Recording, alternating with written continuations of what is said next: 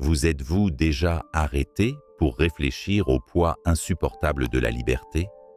Non pas la liberté de faire ce que l'on veut, mais la liberté de choisir entre le bien et le mal, en sachant que chaque choix a un prix?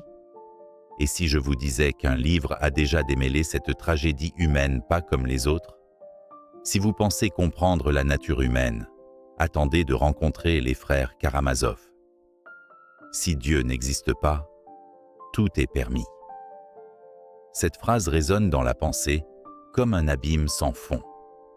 Celui qui la prononce, c'est Ivan Karamazov, le frère intellectuel, sceptique, le rationaliste qui se confronte à l'idée de morale sans créateur. Mais calmez-vous. Avant de tomber dans cette spirale d'angoisse, comprenons l'étape où Dostoïevski a mis en place cette pièce cruelle et fascinante. Depuis l'aube de la conscience humaine, nous traînons avec une inquiétude qui refuse de mourir. Qui est le vrai coupable du mal qui habite le monde? Cette question résonne dans les cavernes de l'âme, à partir du moment où l'être humain a regardé dans l'abîme de sa propre liberté morale. Tout au long de l'histoire, les hommes ont sans cesse cherché à sous-traiter cette responsabilité. Certains l'ont placée sur les épaules d'un démon métaphysique, une entité maléfique qui murmure des tentations et complote pour la chute. D'autres l'attribuaient à Dieu, tantôt comme un bourreau implacable, tantôt comme un architecte indifférent. Les matérialistes modernes, en revanche, préfèrent blâmer l'environnement social, les traumatismes de l'enfance, la culture, l'ADN, la neurochimie. Il y a toujours un bouc émissaire commode. Mais c'est là qu'arrive Dostoïevski, ce chirurgien de l'âme humaine, avec son scalpel littéraire qui déchire toutes ces couches d'auto-illusion et révèle ce que personne ne veut voir. La responsabilité individuelle, nue et brute, sans anesthésie. Les frères Karamazov n'est pas seulement un roman. C'est un miroir brisé, où chaque morceau d'éclat reflète une facette de la condition humaine.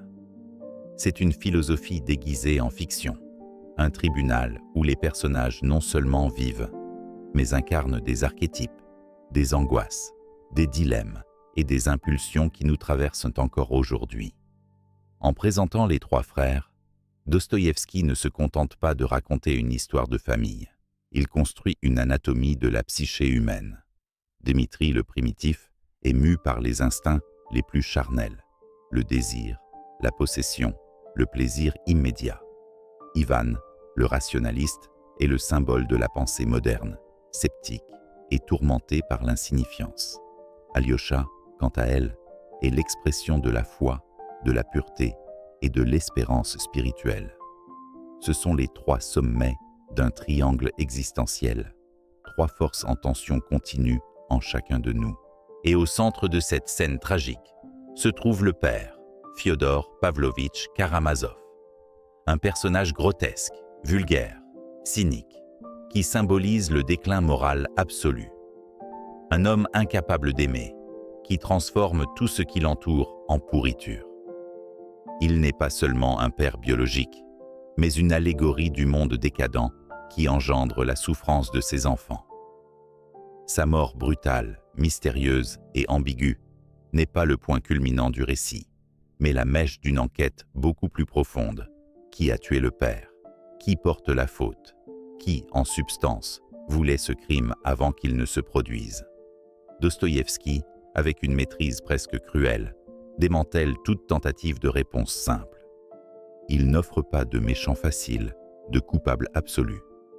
Au contraire, elle oblige le lecteur à se confronter à la complexité de la nature humaine et à sa propre responsabilité face au mal, à plonger dans les zones sombres de l'âme et à se demander « et si tout le monde était coupable?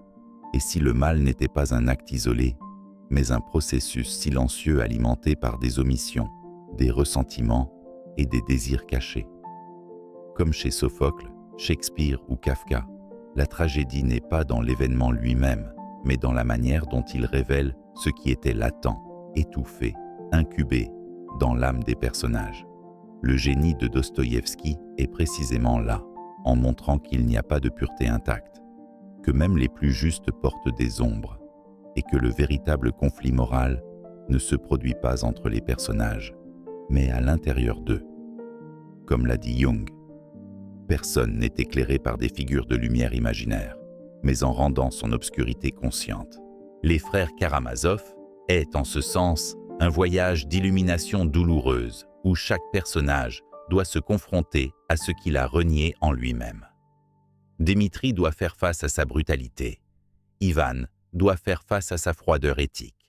Alyosha doit faire face à la fragilité de sa foi. Mais il y a une question encore plus troublante. Sommes-nous vraiment les maîtres de nos choix, ou juste des morceaux de jeu cosmique qui nous dépassent?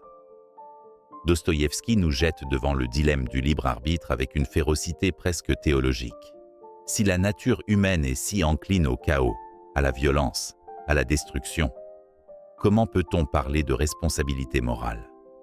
Nos actions sont-elles le résultat d'une volonté consciente ou simplement la conséquence inévitable d'une psyché fragmentée et d'un monde indifférent? Et dans cette impasse morale, l'auteur nous met au défi de sortir de la zone de confort. Il ne suffit pas de pointer du doigt. Il ne suffit pas de dire « c'était lui ». Il est nécessaire de regarder à l'intérieur et de reconnaître que, dans certaines circonstances, nous sommes tous capables de tout. Comme l'a dit Hannah Arendt, en réfléchissant aux horreurs du XXe siècle, le mal peut être banal. Il n'a pas besoin de monstres. La passivité, le conformisme, le refus d'assumer sa propre responsabilité suffisent. Dostoïevski l'avait déjà prévu. Le mal n'est pas un événement extraordinaire, mais une possibilité quotidienne. Par conséquent, ce que nous offrent les frères Karamazov n'est pas une réponse, mais un miroir sale, inconfortable, mais nécessaire. En nous obligeant à l'affronter, Dostoïevski nous place devant la question qui s'étend sur des siècles. Le mal est-il dans le monde ou en nous? Parmi les décombres d'une famille déchirée, une figure inquiétante émerge. Ivan Karamazov, le penseur tourmenté, le prophète de l'absurde, l'architecte du doute. Il ne crie pas, il ne frappe pas la table, il ne pleure pas. Il raisonne, et c'est encore plus dévastateur. Son regard ne cherche pas la consolation dans le ciel, ni la rédemption dans les affections. Il cherche la logique, la cohérence, un principe rationnel qui justifie l'existence. Mais le monde qu'il observe est incohérent, chaotique, d'une cruauté incohérente. Ivan est le fils de la raison dans un monde fou. C'est pourquoi il souffre tant. Son drame n'est pas seulement philosophique, il est viscéral. Ce n'est pas une thèse froide, mais une agonie intellectuelle qui le consume de l'intérieur, comme un feu lent. Il ne renie pas Dieu avec l'orgueil d'un athée militant, mais avec la douleur de ceux qui voulaient croire et ne le peuvent pas. Leur révolte est tragique parce qu'elle naît de l'amour pour l'amour, de la justice, de la dignité humaine, de l'innocence violée. Son discours ne s'élève pas contre la foi par vanité, mais par compassion. Quand Ivan dit qu'il n'accepte pas le monde de Dieu, il rejette un univers où les enfants sont torturés et où aucun paradis futur ne peut compenser cette souffrance. Il n'accuse pas Dieu d'exister, il vous accuse de permettre. C'est un cri éthique, pas seulement métaphysique. Et puis, en tant qu'œuvre dans l'œuvre des frères Karamazov, s'insère l'une des scènes les plus déconcertantes de la littérature mondiale, la légende du grand inquisiteur. Ici, Ivan déverse toute sa révolte dans une fable sombre et envoûtante. Le Christ revient sur terre pendant l'Inquisition espagnole, mais n'est pas célébré. Il est arrêté, réduit au silence, traité comme une menace. L'inquisiteur, vieux et lucide, confronte Jésus à une vérité brutale. L'être humain ne veut pas la liberté. Il ne sait pas quoi faire d'elle. La liberté exige des responsabilités, du courage, des choix difficiles, et c'est un fardeau insupportable pour la plupart des gens. Vous avez donné la liberté aux hommes, mais ils préfèrent le pain. Ce récit est un coup existentiel. L'inquisiteur représente la puissance qui se nourrit de la faiblesse humaine. qui offre l'ordre en échange d'une obéissance aveugle. Et Jésus, silencieux, écoute tout sans dire un mot. À la fin, il embrasse simplement le vieil inquisiteur. Un geste qui ne rachète pas, mais qui réduit au silence. Le symbole est écrasant. La liberté divine ne suffit pas à racheter la tragédie humaine. Peut-être que ça ne l'a jamais été. Ivan, en racontant cette histoire, ne cherche pas de réponse. Il plante du poison. Votre lucidité est un acide qui corrode toutes les certitudes. Il ne se permet pas l'illusion d'une rédemption facile, d'une foi sans critique, d'un salut automatique. Leur scepticisme n'est pas arrogant. C'est déchirant. Il veut croire, mais il ne le peut pas. Il veut aimer, mais il n'a pas confiance. Il veut vivre, mais le monde lui semble un théâtre absurde où aucune justice n'est possible. Et cette corrosion ne se limite pas au domaine des idées. Il s'infiltre dans le sang du récit, contaminant tout autour. La tragédie familiale qui se déroule n'est pas le fruit du hasard, mais presque une prophétie. La pensée d'Ivan, son doute, engendre l'impuissance. L'impuissance engendre le chaos, et le chaos mène au crime. Il ne tue pas avec ses mains, mais avec logique. Son incrédulité ne le rend pas immunisé. Il fait le complice, même si c'est inconsciemment. Ici, Dostoïevski opère avec une cruauté géniale. Le doute intellectuel, lorsqu'il est détaché de l'amour, n'éclaire pas, détruit. Ivan est un Prométhée moderne qui, en volant le feu de la raison, n'éclaire pas l'humanité, mais la consume. Il représente l'homme contemporain excessivement lucide et donc tragique. Comme l'écrivait Camus, l'homme absurde est celui qui ne se sépare pas de la raison, mais ne trouve pas de réponse raisonnable dans le monde. Ivan est cet homme suspendu dans le vide, incapable de croire, incapable de se rendre, condamné à penser jusqu'à devenir fou. Et puis la question éclate comme le tonnerre. Le crime était-il déjà latent, avant même d'être commis? La mort du père n'est que l'aboutissement d'un complot déjà écrit dans l'inconscient de chacun, une sorte de prophétie auto-réalisatrice, où chacun, à sa manière, ouvre la voie à la tragédie. Ivan, avec sa philosophie nihiliste, fait place au chaos. Dimitri, avec son impulsivité aveugle, devient le suspect naturel. Alyosha, avec sa foi impuissante, ne peut contenir l'effondrement. Mais il y a une provocation encore plus dévastatrice. S'il n'y a pas de sens objectif, qui nous empêche de franchir une limite? Si toutes les normes sont des conventions humaines et que Dieu n'est qu'une idée obsolète, qu'est-ce qui soutient encore la moralité? C'est la question d'Ivan, et peut-être aussi la question de notre temps. Après tout, si tout est relatif, si tout est fluide, que reste-t-il sinon la volonté brute? Ivan Karamazov n'est pas seulement un personnage, c'est le miroir noir de notre lucidité impuissante, l'oracle du désespoir moderne. Et peut-être que la chose la plus troublante est de se rendre compte que, dans une certaine mesure, elle est en chacun de nous, et qu'elle parle lorsque nous faisons taire toutes les voix, sauf celle de la raison désenchantée. Mais si Ivan représente l'abîme glacé de l'esprit, Dimitri est l'éruption volcanique des instincts. Il ne remet pas en question le sens de l'existence. Il le dévore. C'est une chair palpitante, hurante, furieuse. Son âme ne se traîne pas à travers les abstractions de la pensée. Il brûle dans les entrailles de la matière. Dimitri ne raisonne pas, il réagit. C'est un homme irrémédiablement livré à l'appétit, à l'ébullition du désir, au délire des passions. Tout en lui est excès. Il aime avec fureur, hait avec véhémence, désire avec fièvre. Mais ne vous y trompez pas. Derrière sa brutalité, il y a aussi un désespoir profondément humain, presque enfantin. Désir d'appartenance, clameur d'être aimé, vu, accueilli. Dimitri n'est pas seulement le symbole de l'hédonisme animal. C'est l'homme qui, parce qu'il ne supporte pas le vide intérieur, essaie de le remplir de tout ce que le monde peut offrir. Le vin, les femmes, l'argent, le plaisir, le pouvoir. Et plus il consomme, plus il coule. Il représente ce que les anciens appelaient l'hybris, l'absence de contrôle de l'âme face au désir. C'est l'archétype de l'être humain qui ne sait pas où s'arrête la fin légitime et où commence la destruction auto-infligée. C'est la soif inextinguible qui confond l'amour avec la possession, la joie avec l'euphorie, la vie avec l'addiction. La tragédie de Dimitri, c'est que sa ruine ne vient pas de l'extérieur, mais de l'intérieur. Il est son propre bourreau. Ses impulsions le trahissent, avant même que le monde ne le condamne.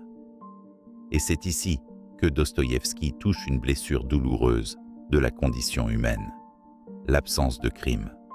Dimitri souffre non seulement pour ce qu'il a fait, mais surtout pour ce qu'il sait qu'il serait capable de faire.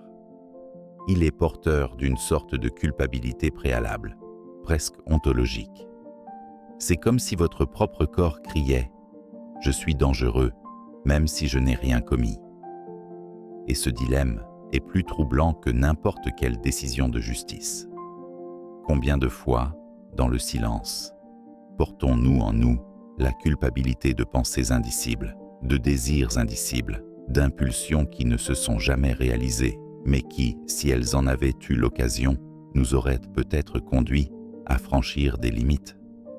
C'est la provocation démolissante que Dostoïevski nous lance à travers Dimitri. Et si la vraie faute n'était pas dans l'acte, mais dans la disposition secrète de l'âme? Et si nous étions tous coupables d'un tribunal invisible qui juge de ce que nous pourrions être? Dimitri est l'homme qui déborde parce qu'il n'a pas de frein. Mais ce manque de contrôle ne le rend pas seulement tragique. Il n'est pas pervers, il est désorienté. Son cœur est parfois plus pur que celui des justes, mais son incapacité à contrôler ses impulsions l'entraîne dans l'abîme. C'est l'Œdipe moderne qui, même sans le savoir, marche droit vers son destin sanglant. Et lorsqu'il se retrouve accusé d'un crime qu'il n'a peut-être pas commis, sa douleur n'est pas seulement l'injustice, mais l'impuissance à se prouver sa propre innocence. Au fond de lui, il se croit coupable, parce qu'il sait de quoi il serait capable, et cela suffit à le corroder. La punition, comme l'a dit Sartre, l'enfer, c'est les autres. Mais Dostoïevski ose aller plus loin. L'enfer peut être nous-mêmes, reflétés dans les yeux des autres. Et il n'y a pas de métaphore plus dévastatrice de la condition humaine que cette prison invisible où se trouve Dimitri. La prison du désir, de la culpabilité non consommée, de l'impuissance face à son propre caractère. Il essaie d'aimer, mais il détruit.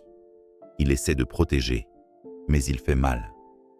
Il essaie de vivre, mais se noie dans tous les choix impulsifs. Sa vie est une succession de désastres, animée par une intensité qui ne trouve pas de direction. Mais il y a quelque chose d'émouvant dans sa tragédie.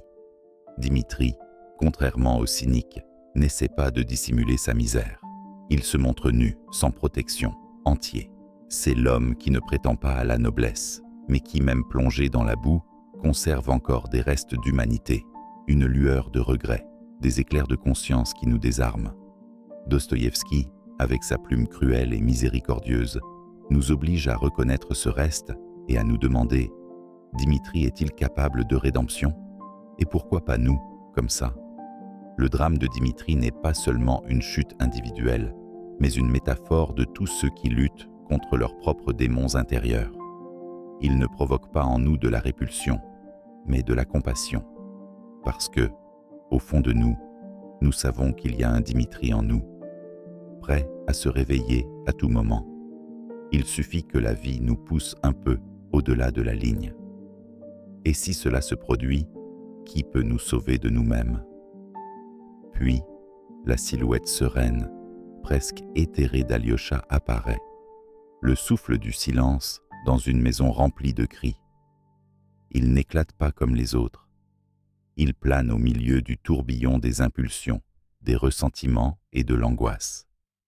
Il marche d'un pas doux, mais les yeux attentifs.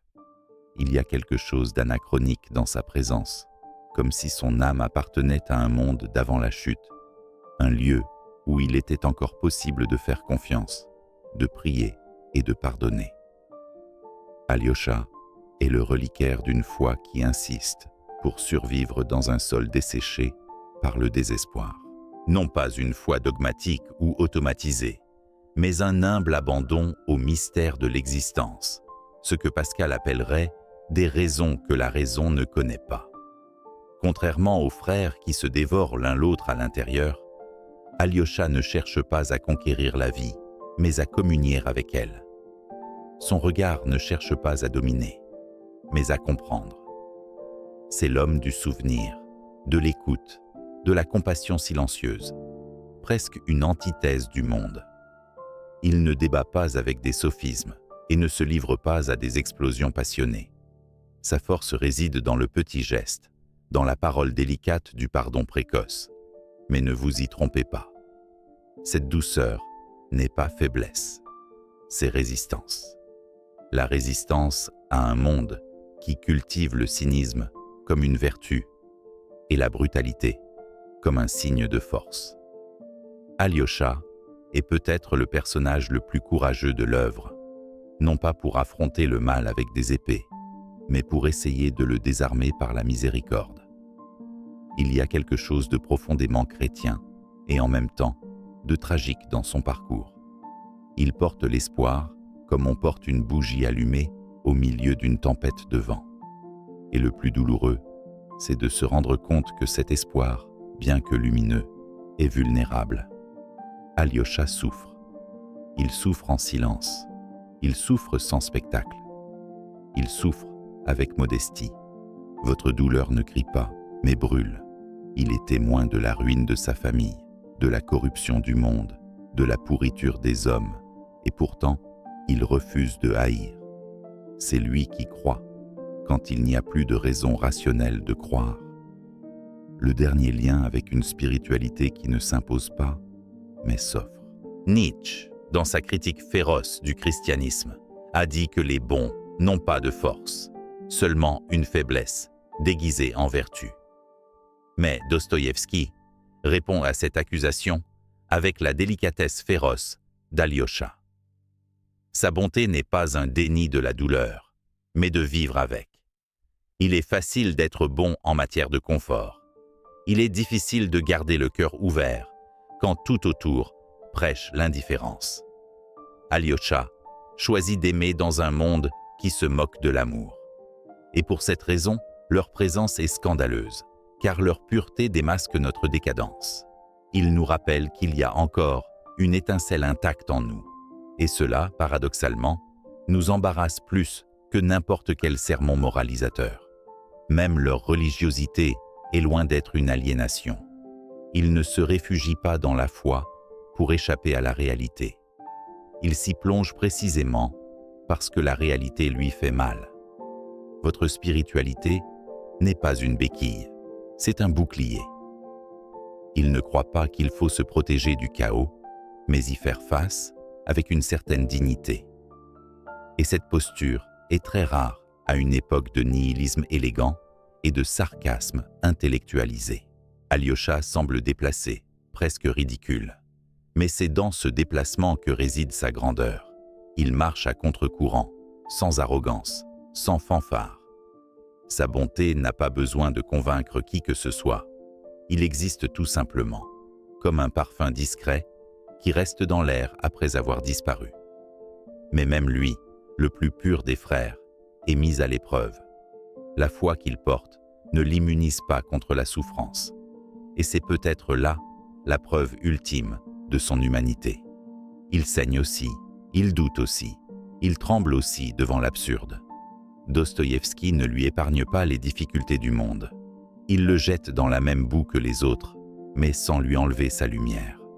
Et cette lumière, aussi ténue soit-elle, nous fait croire qu'il y a peut-être encore une issue.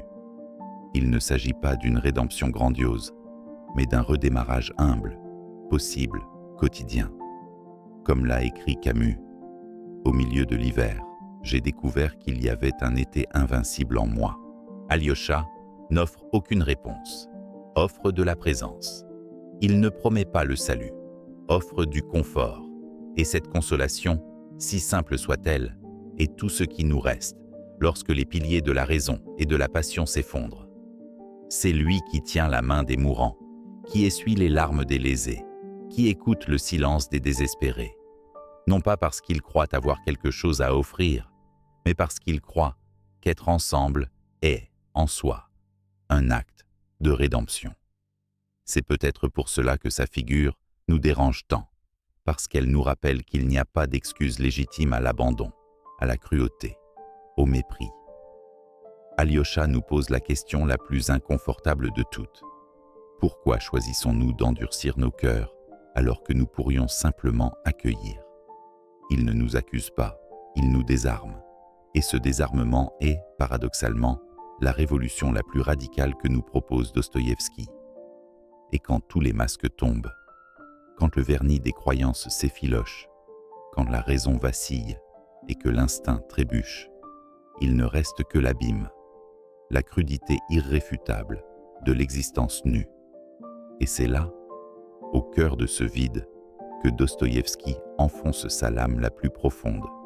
Parce que Les frères Karamazov n'est pas seulement un portrait de l'âme humaine, c'est un miroir concave qui déforme, au-delà de l'apparente plénitude littéraire, la suffisance pénétrante.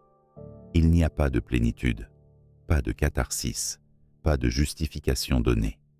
Ce qu'il y a, c'est la prise de conscience que vivre, c'est marcher sur ses fils, et que, même en saignant, nous continuons. Aucun des personnages n'est complètement sauvé. Aucun n'en sort indemne de ses propres choix, ni d'omission. Tout le monde, d'une manière ou d'une autre, est complice de la tragédie, parce que le drame ne se limite pas au meurtre du père. Le vrai crime en est un autre. La trahison de sa conscience, la lâcheté face à la responsabilité, le silence complice face au mal. Dostoïevski, avec son génie brutal, enlève au lecteur la dernière zone de confort. Cela nous oblige à reconnaître que l'enfer n'est pas quelque part loin, mais qu'il se loge dans les entrailles de la liberté humaine. Et c'est peut-être l'aspect le plus terrifiant de son œuvre. Ce n'est pas le mal qui nous effraie, mais combien il nous ressemble. La grande ironie tragique est que chaque frère porte en lui l'étincelle des deux autres. Il n'y a pas de pureté intacte, pas de culpabilité exclusive. Dimitri, avec sa fureur incontrôlée, cache une tendresse latente. Ivan, avec son scepticisme tranchant, porte en lui une angoisse spirituelle qui le déchire. Alyosha, avec sa bonté translucide, vit avec des doutes qui le rongent en silence. L'être humain, selon Dostoïevski, est une créature fragmentée, une guerre civile ambulante. Nous ne sommes pas des individus cohésifs, mais des territoires occupés par des forces contradictoires, des passions contradictoires, des désirs paradoxaux. Et c'est peut-être pour cela que nous faisons tant d'erreurs, parce que nous ne savons jamais vraiment qui est en charge de nos décisions. La vie, telle qu'elle est présentée dans le roman, est le théâtre de tensions internes. Chaque geste, chaque mot, chaque choix est un champ de mine. Et la conscience, ce glorieux fardeau, n'offre pas de réponse facile, seulement des questions plus troublantes. La liberté, tant célébrée par les idéalistes, révèle son côté sombre. C'est à la fois un cadeau et une phrase, parce qu'être libre, c'est s'exposer à l'erreur, à la déviation, à la tentation. Comme l'écrivait Sartre, l'homme est condamné à être libre, et cette condamnation consiste précisément à ne pas pouvoir déléguer ses décisions ou à blâmer entièrement le destin. La responsabilité pèse comme du plomb sur les épaules de ceux qui s'éveillent à leur propre autonomie morale. Mais que faire de cette liberté sauvage, indomptable, lacérante? Pour le fuir? Pour déguiser son existence avec des normes, des religions, des idéologies, ou l'affronter avec le courage tremblant de ceux qui savent qu'il n'y aura pas de consolation? Dostoïevski ne propose pas de manuel. Il ne montre les dommages qu'il cause que lorsqu'il est ignoré ou mal compris. Et à ce moment-là, son écriture devient une dénonciation existentielle. Il nous pointe du doigt, à nous, lecteurs, comme pour dire « Vous êtes aussi Karamazov, vous êtes également capable de tout. Cette déclaration résonne avec une puissance dévastatrice, parce que nous sentons au fond de nous qu'il a raison, que ce soit là l'héritage le plus inconfortable de l'œuvre. Elle ne nous permet pas de sortir indemnes en terminant ces pages. Nous ne serons plus les mêmes.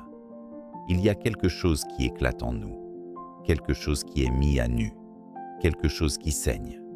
Parce que Les Frères Karamazov n'est pas un roman pour divertir, mais pour déranger. Ce n'est pas un récit pour passer le temps, mais une expérience pour traverser l'âme. Elle nous déstabilise, et dans ce déplacement, dans cet inconfort, réside sa beauté la plus radicale. Comme le disait Kafka, le livre doit être la hache qui brise la mer gelée en nous. Et s'il y a un espoir, aussi ténu soit-il, ce n'est pas dans la rédemption collective, mais dans la confrontation individuelle, dans la reconnaissance du monstre intérieur, dans l'effort quotidien de ne pas céder à sa propre ruine. Le salut, s'il existe, peut être dans le petit geste, dans le repentir sincère, dans le pardon improbable, dans l'écoute généreuse. C'est là, dans ces interstices de brutalité, que palpite encore un peu d'humanité. Mais cela demande du courage. Un courage qui n'est pas crié, mais pratiqué, qui ne se montre pas, mais qui est maintenu dans le silence.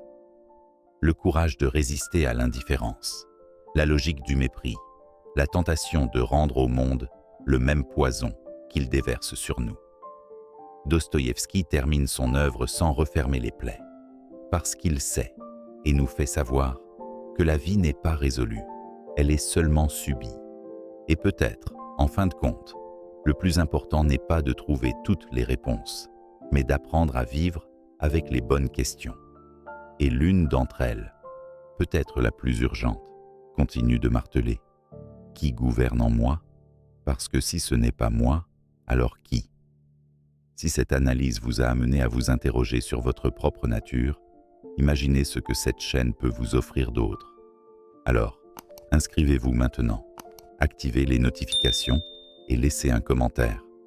Lequel des frères Karamazov vous représente le plus et pourquoi? Poursuivons cette discussion.